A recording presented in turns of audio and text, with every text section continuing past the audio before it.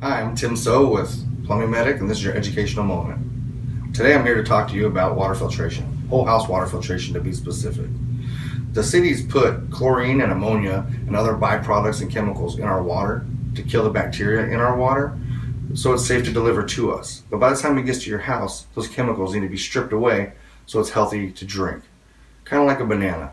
A banana, you never eat the whole banana. The peel is there to protect the banana until it's ready to ingest. And before you're ready to ingest it, you strip away the peel to actually eat the banana. Same thing with your water. Your filtration is there to strip away those harmful chemicals. For instance, you go swimming in a pool which is full of chlorine, which is all there to treat the water to keep it stable. When you get out of the pool, you go and take a shower. If you have unfiltered water, you're taking a shower in chlorinated water. So you're never really washing the chlorine off of your body.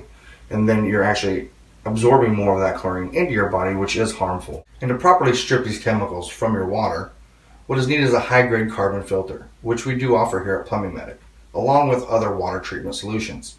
Please feel free to give us a call at 480-734-1745, and we'll be happy to help you with any questions or concerns that you may have. This is Tim So, and this has been your educational moment.